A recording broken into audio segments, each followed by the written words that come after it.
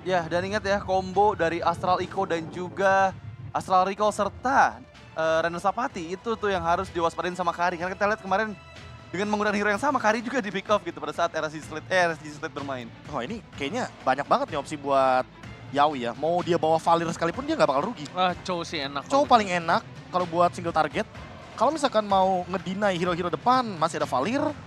Kalau misalkan mau bermain yang sedikit aman ya, mungkin bisa bawa healer, Digi juga masih ada, tapi ya itu dia Ini Chow. dia pengen Kaja Beatrix versus Chow Chow Kari, iya. sama-sama pick over. Ini Sama-sama siapa yang sama-sama makan? ada locker Iya, jadinya. sama-sama siapa yang makan nih. Karena kalau melihat dari sisi, kita lihat sisi dari kiri ini udah terlalu kuat, Be. Iya. Kalau misalnya mau dibalaskan pun, No Man on Base ini nggak bakal cukup untuk nutup sisi imun yang dimiliki lapu-lapu sama heavy spin. Bahkan paling mendekati ya, paling efektif lah, Digi. Ya kan? Digi. Iya. Digi paling efektif, tapi kurangnya badan sepertinya membuat. Dan kurangnya pick off membuat Eko memilih Chow terlebih dahulu untuk diprioritaskan. Dan ini dia, draft pick menuju match point bagi Eko dengan 2-1. Apakah kita akan dibawa ke game yang kelima dengan kehadiran dari Beatrix Ciku guys. Dan Kaja first pick yang begitu mahal harganya karena efek suppress ini betul-betul seolah tidak ada lawannya sampai saat ini. Iya, Oke. benar banget. Dan ini merupakan match penentuan apakah Todak akan dieliminasi dari MSC 2023. Yes, match point. Satu nafas terakhir untuk Todak. Dan ingat, ini tidak ada lagi kesempatan untuk mereka bisa melanjutkan jenjangnya di MSC kalau mereka tidak mendapatkan poin ini. Tapi ini akan menjadi satu slot yang sangat mahal untuk Eko. Mari kita menjadi saksi bersama-sama siapakah yang terkuat di lautan Shidoro. Wow, dan langsung kita menuju ke game kita yang keempat. Dimana untuk dari area mid lane-nya harusnya masih cukup bermain aman. Mengingat untuk seorang Yawi ketika dia menggunakan Chow memberikan backup ke area Kaltizi terlebih dahulu. Itu merupakan sebuah opsi yang selalu dilakukan oleh Eco Philippines. Dan memang kalau kita melihat bagaimana rotasi di mid lane-nya ya untuk sekarang tidak akan berbeda jauh seperti mungkin kita saksikan di 3 game yang sebelumnya. Hanya saja Kaltizi seolah lebih berani dan hampir saja terjadi sebuah solo pick off di arah bawah. Dengan Momo yang tersisa 1 pixel HP saja ini bener-bener squishy banget. Karena udah 2 kali kayaknya pasif dari Yuzongnya keluar. Ya, tapi Ferdinand pun udah mulai mendekat ya. Kaltizi udah mulai mendekat ke area bagian bawah dan ada recall yang dilakukan di dalam bus di area outer turret sana. Astral recall dikeluarkan, tapi backup dari rival sudah mulai menuju ke arah bagian XP lane. Alright, kembali terjadi kali ini. Kita informasikan karena memang sebelumnya kita sudah sampaikan ya. Kalau misalnya Kaltizi sebelumnya berhasil break the GPM tapi dibalaskan langsung oleh seorang Benny Kitty. 942 sama 947. 47. Cuma beda 5 gold loh. 5 gold itu langsung ini ya, jadi top 4 dipegang Eko semua ya. Makanya. Ya nggak Radit? Nah bahkan kalau gitu kita lihat di sini di mana langsung ada seorang Yums yang mencoba untuk memberikan sedikit distraction. Kenapa Radit? Ya, nggak apa-apa. Ada gangguan aja tadi. Ada gangguan dari aja Yums tadi. ya. Iya bener banget, tapi aku dari tadi belum lihat nih ya, ada performa dari Ciku guys, yang dimana dia bisa memenangkan laningnya. Kita tahu Ciku adalah seseorang yang selalu mengeluarkan gameplay high risk, high reward. Bikin move lah. Bikin moves, tapi belum kita lihat sama sekali selama 4 game berjalan di match kita yang pertama. Dan ya, Sunford kembali membuka Black Dragon Formnya untuk mensecure Turtle kembali menjadi milik Kartelzy. Wah ini kalau kita berbicara lagi dan lagi, Black Dragon Transformation yang dibuka oleh Sunford selalu menjadi vision utama ketika Turtle-nya pun ready. Dan dia tidak pernah ragu, bahkan timing Turtle muncul dia langsung Black Dragon Transformation. Seko nggak ada siapapun di arah top lane, sepi. Dan Yawi sudah mengetahui bagaimana deteksi dari Novaria yang begitu powerful, begitu jauh, begitu luas areanya. Jadi dia mainnya sedikit defensif. Mungkin karena dia juga melihat bahwa Yums adalah sosok pick over yang begitu offense. Makanya dia lebih main defensif daripada dia harus maju ke depan. Oh termakan dalam lamunan kali ini dari Yums. First blood kembali di tangan dari Eko. Dengan adanya 4 game terjadi. Untuk match pertama kali ini full dominasi dari Eko sebagai pemegang first blood-nya Radit. Ya, pemegang first blood tertinggi di MSC 2023 Eco Philippines. Dan sebenarnya ketika Black Dragon Form ya dari Sunford-nya ini dibuka pada saat Turtle, ini sebenarnya bisa dipanis kan Be untuk area XP lane dari Eko-nya? Iya sebenarnya kalau misalkan memang 4 playersnya lagi ready bisa banget. Tapi masalah utamanya kalau Petrify-nya Sunford yang ready malah jadi setup buat Eko. Jadi mereka kayaknya nggak mau ambil resiko tersebut dan menunggu potensi agar nantinya ada pos yang bisa dimanfaatkan. Dan lihat Sunford 1v1 di arah bawah. Hampir take down solo. Ini yang aku maksudkan. Ketika Sunfordnya nggak punya Black Dragon Transformation, itu adalah timing terbaik agar nantinya Sunford di take down sebelum turtle yang selanjutnya muncul. Iya, karena Post turtle ya. Post ya, turtle. post turtle-nya harus inisiasi ke arah explain dari Echo Philippines. Kalau Lizzy, Sanji bergerak di bagian mid lane, Astral recall hanya untuk clearing minion. Tapi Sanji memegang heavy spin. Ini yang jadi tanda tanya besar nih. Kalau misalnya mereka coba untuk teamfight lagi, ada 2 heavy spin di sana dan akan ada chance keuntungan dipegang sama Echo Philippines. Oke, ngomongin keuntungan chance yang dimiliki dari Echo Philippines, ini setidaknya jadi 50-50 lah dari 60-40. Karena 60-40 kenapa Todak, ya kita tahu balik lagi rival akan coba di poking damage-nya, bakal coba dihajar full damage, full invasi, menuju ke arah Sunford, bakal coba dibendung, masih ada Momo di depan sana, dan bahkan mereka akan menukar dengan seorang Sunford dengan turtle yang mereka miliki. Mau tidak mau, tapi di arah top lane, Medikity mencoba mendapatkan 1 point kill dan bahkan rival yang harus hilang oleh seorang Sanji dan juga Kaltuzi. Waduh. Oh, almost is never enough. Ciku guys, nggak can't pulang? you do it? Dia nggak pulang. Akankah coba dipaksa? One last hit, Medikity berhasil men-take down Ciku guys. Menurut aku agak cukup greedy melihat dengan ya. adanya turret yang masih punya platingan yang masih harus dikeluarkan oleh seorang Medikity. Masalahnya perbandingan HP dari Medikity dan juga Ciku guys ini terlalu jauh. Dan kalau tadi kita sedikit miss vision di arah top lane, yang terjadi adalah Yawi flicker, Yums-nya flicker, Divine Judgment-nya Yawi ini, Divine Judgment-nya Yums ini kena Medikity, The Way of Dragon-nya dari Yawi kena Ciku guys. Jadi sama-sama kena pick off dua-duanya gold laner-nya. Hanya saja tidak tertangkap kamera karena di turtle juga lagi ada action. Double action yang terjadi menimbulkan keuntungan yang luar biasa bagi Echo. Karena apa? Karena Sunford ditukarkan dengan turtle yang kedua dan juga Benny Cutie yang mendapatkan 3 point kill sampai di menit yang kelima saat ini. Wow, itu benar-benar keuntungan early game yang maksimal untuk Echo Philippines. Dari segi objektif, mereka mendapatkan semua turtle-nya selama 5 menit waktu permainan kita berjalan. Dan gak hanya itu, di sisi lain lagi-lagi Ciku terkena pressure yang begitu besar. Forman move sekarang dari Todak Philippines. Oke, Sunford berubah menjadi Black Dragon Transform. Fokus ke arah Ciku guys, pun akan menjadi pilihan utama. Dan bahkan di depan sana Flicker harus dikeluarkan dan itu adalah salah satu source yang cukup mahal. Melihat akan ada teamfight kembali terjadi, Sanji is coming up. Dan bahkan para pas juga dari Echo, mereka kemungkinan besar yang akan nge-catch up di arah turtle tadi. Yes, tapi lihat Divine Judgment kira Sunford coba untuk kembalikan diri. Pull up dari Kaltizi juga dari bagian depan, terkena efek tahun masih bisa mundur. Sepertinya disengage dari kedua belah tim karena cukup banyak ya tadi source skill yang dikeluarkan pada saat skirmish di bagian bawah. Oke, lihat kali ini para pasukan dari Echo mereka punya 1 kerugian.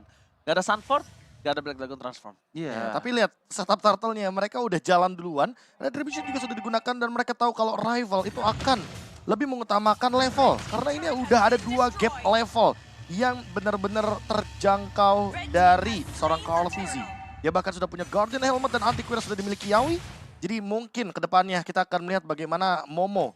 Damage-nya tidak akan maksimal menuju ke arah Yawi. Tapi untuk Ciku guys, dia masih memiliki potensi damage per second yang tinggi. Sehingga nantinya Nibiru bisa menjadi jawaban untuk bermain front to back. Ya, sebenarnya ini dengan bawa Novaria cukup bisa sih untuk meredup ya. Pick off strats yang dimiliki sama Echo Philippines. Karena mau nggak mau mereka harus bisa mencari positioning bus yang nggak kena Astral Echo ketika diproyeksikan oleh seorang Moon. Tapi di sisi yang lain, ini pada saat nanti team fight, Moon-nya harus bisa escape dari Black Dragon Transformation karena selalu menjadi target utama dari seorang Sunford. Ini sih dari tadi aku lihat Yawi bener-bener nggak kedeteksi sama Astral Echo loh. Iya ya. Dia paham gimana caranya untuk menghindari hal tersebut, tapi ada heavy spin dan flicker pun digunakan. Yes. Alright, langsung menuju ke arah depan. Kaltizi masih mau lebih. Sunford mencoba menuju ke arah Ciku guys. Dengan ada 1 buah konsil dan bahkan di depan sana Ciku guys sudah mengeluarkan flickernya. Kaltizi tidak mau melepaskan sedikit pun pandangan dan jangkauannya terhadap pasukan dari Todak di arah bottom lane. Dia ingin mendapatkan dengan pasti turret di arah bottom lane dan bahkan lihat di sini Sanji mencoba menuju ke arah seorang Yums. Masih ada flicker depan sana. Informasi telah diberikan yang tandanya mereka tidak bisa melanjutkan team fight kali ini. Ya, tadi Astral Echo yang manis sebenarnya dari Moon kena ke arah 4 player Echo Philippines, tapi sayangnya inisiasi berhasil digagalkan oleh seorang Yums yang masih memegang flickernya. Sehingga Heavy Spin, kopian yang dimiliki sama Sanji nggak berhasil men-take down dirinya. Dari segi in-game equipment, silakan Profesor. Wah, ini makin lebih mengerikan karena udah punya Wind of Nature terlebih dahulu untuk menghindari serangan dari Ciku guys dan juga dari Momo. Tapi kalau kita melihat tadi ya, Momo sudah mengeluarkan flickernya. Artinya di team fight Lord kali ini yang aman adalah Benny Cutie. Tinggal Benny Cutie nanti akan bermain dengan flanking bersama dengan Yawi atau dia akan bermain front to back karena sekalipun nantinya kita tahu Kari men-take down ke arah tank itu meltdown-nya cepet banget. Ya, Karena mau bagaimanapun dengan Golden Staff, Kari ini adalah tanker killer dan sudah jadi Golden Staff-nya anyway. ya, dan dengan nggak adanya flicker dari Yums, ini inisiasi nggak bisa dibuka dari Todak sih. Dan mau nggak mau mereka harus bisa set up Lord-nya sebaik mungkin agar setidaknya ada player yang mendekat ke area semak-semak yang ada Yums ya, Council Play. Dari Yums, engage ke arah belakang sana, coba untuk mencari targetnya tapi diketahui oleh Kartiji dan langsung digagalkan Council. Oh, solo pick off. Benny Kitty bakal memaksakan kembali dengan Sanji di depan sana ada Rival. Tapi Kartiji juga agak sedikit terperangkap. Benny Kitty is coming up. Rival akan menjadi pilihan utama. Rival akan coba headbutt ke depan. Double kill didapatkan. Oh my god. Ini tidak bisa lagi dibendung oleh para pasukan dari Todak. Mereka masih mau lebih. Dan untuk ada Way of Dragon. Looking for Wipeout. Tukang somai ke Deburgot. Oh my god. Wipeout didapatkan oleh para pasukan dari Echo Loud, Echo Proud. Wipe out lagi dan lagi diperlihatkan di game yang keempat. Lord berhasil dapatnya oleh Eko dan sudah mulai bergerak menuju ke arah top lane dari Todak Malaysia. Satu inner turret yang cukup berharga berhasil dihancurkan dan membuat pertahanan dari Todak akan semakin rapuh lagi pada saat Lordnya mendekat dari sisi top lane sana. Wah, ini ketika Ciku guys yang nggak punya flicker. Lihat Sunford zone out-nya bener-bener gila banget sampai paling belakang sekalipun. Dan ini Ciku guys dibuat di menit yang ke-10 baru punya Malefic Roar. Jadi bener-bener under banget conditionnya. Sunford, Petrify walaupun belum ready. Dia udah mulai set up. Belum ada Dragon Transformation dan ini mungkin akan jadi momen untuk Yawi dengan flickernya. Oke, dua Dragon berhasil di follow up begitu saja. Para pasukan dari Eko, mereka tidak mau terlalu terburu-buru. Bahkan Yawi yang almost ter-take down. Ada sebuah rival, tapi masuk ke dalam kandang yang salah. Ini kandang Paus ERK yang membuat dirinya harus tumbang dengan sangat instan. Almost is never enough. Asal recall-nya ada bakal Sanche double kill. Apakah ini akan menjadi one strike push? Karena tersisa Yom, Ciku guys dan juga Moon yang bakal di-all-in begitu saja oleh seorang Sunford. Instant pick off kembali dan bakal Sunford harusnya hilang kah? Enggak. Dia kan dapat tambahan bonus HP Iya, bonus ketika HP. berada dalam Dragon Transform. Dan untuk sekarang Eko berhasil melumpuhkan setidaknya setengah dari damage turret di arah top lane. Dan kebetulan ini malah menjadi land of down untuk Eko. Karena apa? Karena Lordnya di bawah. Kebalikan dari game kedua. Lihat bagaimana instant replaynya di top lane terlalu banyak huru-hara. Heavy spin pun digunakan beberapa kali. Sanji pun mengkopikan hal tersebut dengan IMU. Dan ini adalah sebuah self defense yang luar biasa. Yawi hanya menjadi bait. Yawi hanya umpan di sini agar source kill semuanya terbuka. Dan dengan top lane turret yang sudah tidak memiliki pasif dan Lord yang ada di arah bottom lane, ini Eko tinggal ngediemin aja top lane-nya agar nanti terjadi sebuah push untuk lane jauhnya. Alright, ladu gangsing kembali terjadi di arah bottom lane. Mereka coba fokus mendapatkan seluruh utility yang dimiliki dari Todak. Benar-benar digundulin dari segi jungle-nya, Radit. Iya, ini bakal cukup susah sih untuk bisa mempertahankan ya. Base yang dibelikan sama Todak Malaysia. Mereka hanya bisa mengandalkan nantinya Ciku untuk bisa ke ring minion karena high ground defense yang mereka milikin mungkin paling power yang dibelikan sama Beatrix-nya Ciku gitu. Kita tahu dari tadi inisiasi dari rival yang coba untuk mendapatkan Benny Kitty tapi nggak berbuah maksimal. Benny masih cukup aman sejauh ini, nggak terpick off sama sekali dengan 6 poin kill yang diamankan. Jadi itu merupakan PR besar nih dari Todak Malaysia. Nggak cuman Benny masalahnya, mereka pun harus bisa menghindar dari inisiasi pick off yang selalu dibuka oleh Yawi. Yang itu susah banget buat bisa dibendung gitu targetnya. Dan untuk sekarang lihat Yawi benar-benar zone out semua area jungle dari Todak. Bahkan dia masuk ke dalam area dari Magic Sentry. Tujuannya udah jelas banget, dia mau mencari informasi siapapun yang bisa dia kick, kayaknya bakal dia The Way of Dragon dengan menggunakan flicker. Dan dengan Lord yang tentunya sangat-sangat free. Bagi teman-teman dari Eko dengan perbedaan gold yang sangat luar biasa, 10.000 gold perbedaannya.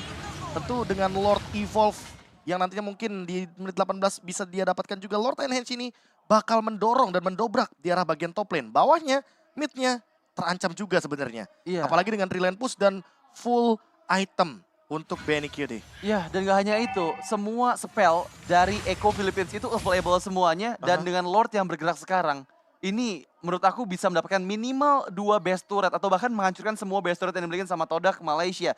Lihat gimana nantinya Yawi yang selalu membuka peperangan dengan Conceal dan juga Flicker ke arah backliner dari Todak itu bakal memulai perang ketika Lord mendekat di area top lane sana. Oke, tapi yang masalah utamanya adalah mereka tidak memiliki high ground, hanya seorang Ciku guys. Dan bahkan para pasukan dari Echo, mereka bakal coba untuk menabrak menuju ke arah belakang Sunford. Zoning out coba terjadi untuk membuat seorang Lord bebas mendapatkan satu buah turret. Dan melihat mereka meredam rem dalam tim fight mereka, wow, ini menjadi sebuah perhatian yang cukup menarik.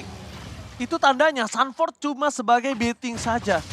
Dan ketika para pasukan dari Todak tidak mengeluarkan sword skill yang semaksimal mungkin, tandanya mereka akan coba memaksa tim fight ini di luar dari base-nya, Radit. Yes, Itu dia. Conceal play di bagian bottom lane sana, coba untuk engage, tapi tertarik di point judgment Kartuzi. Dan itu dia yang ternyata diinginkan oleh para pasukan dari Echo. Echo Laut, Echo Prod berhasil memancing ikan marlin keluar dari kandangnya. Dan bahkan mereka memporak-porandakan. Mereka tidak bisa membuat mereka masuk lagi ke kandangnya. Dan rival tersisa seorang diri. This is it. Echo Laut, Echo Prod berteriak di dalam arena MSC. Dan bahkan Echo berhasil memulangkan Todak menuju Malaysia. Echo Loud, Echo Proud, wipe out. Wipe out 3-1 dengan diberikan 1 poin kill saja. Kalau TZ sebagai umpan, sebagai bait. Dengan Divine Judgment yang tadi sempat muncul. Dan memang yang tidak terduga-duga adalah bagaimana cara respon dari seorang Sanji. Dia menuju ke arah belakang, dia target Cikunya dengan heavy spin. Dan langsung Arcane Shard menghilangkan Ciku secara instan. Magical damage yang begitu burst. Tidak bisa di-handle lagi, tidak ada Rose Gold Meteor, tidak ada Athena Shield, instant kill.